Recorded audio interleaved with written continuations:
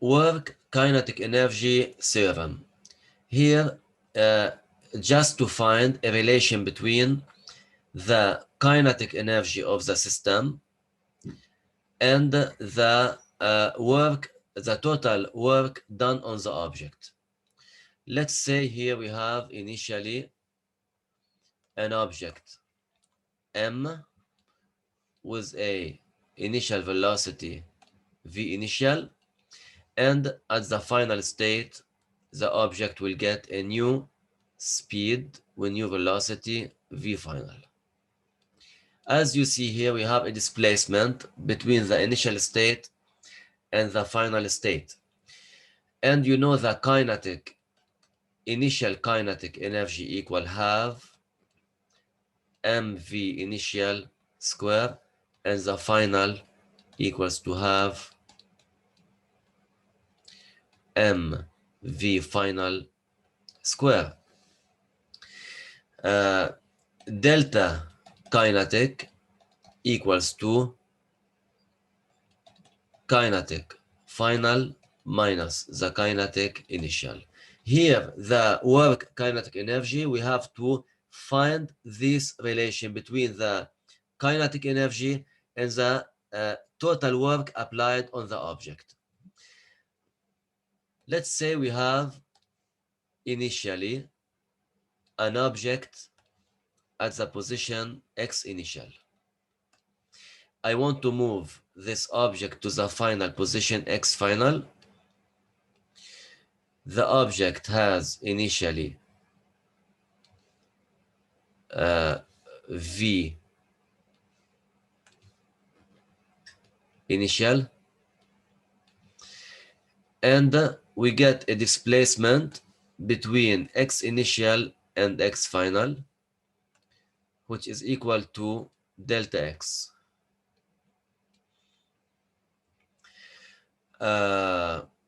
We have to move the object, we have to apply on the object F1. Okay? On the object.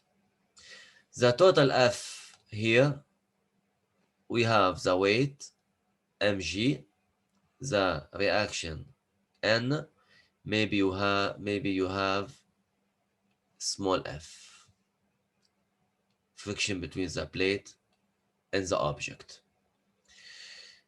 After the motion, we get a work done by the total forces applied on the object. This theorem say that the total work applied on the object equals, you can say, summation of omega equals to the difference of the kinetic energy delta kinetic, which is equal to half mv final square minus half mv initial square. You know, at the final position we have v final.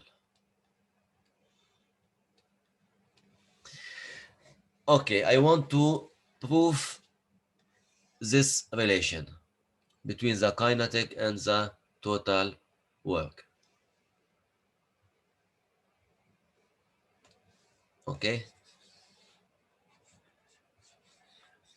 you know, the summation of F applied on the object equals to MA.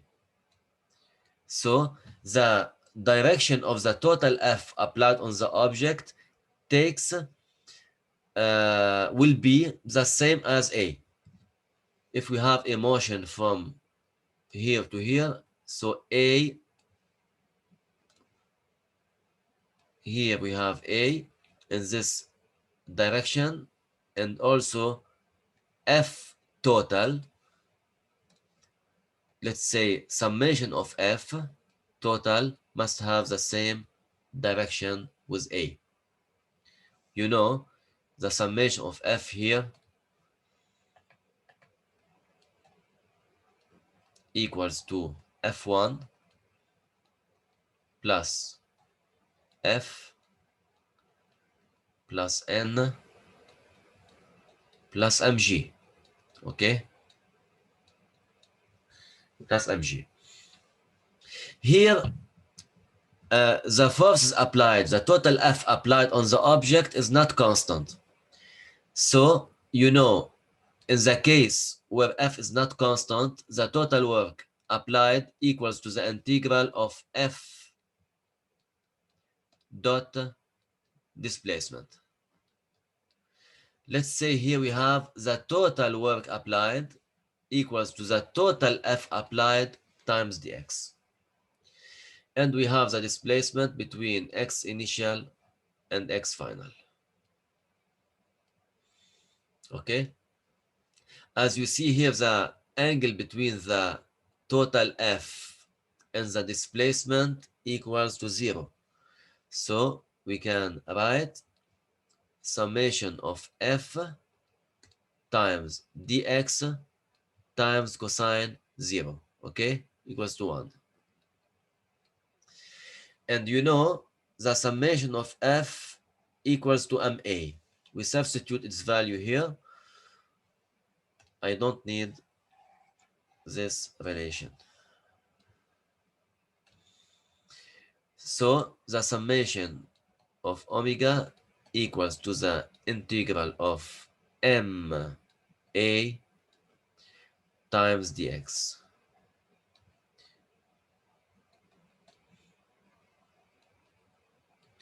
And A, you know, A equals to the derivative of V over dt.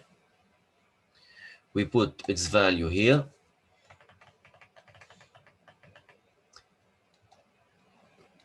M dV over dt dx.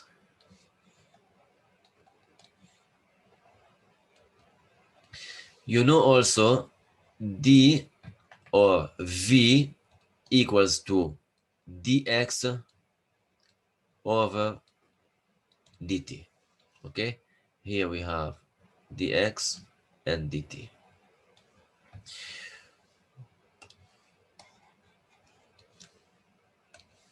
So we can write here equals to m dx over dt. We have v and dv. Now we have to change the limit of the integral from x to v. Here we have v initial to v final. The integral of v dv equals to v squared divided by 2. So here we have mv squared over 2 between v initial and v final.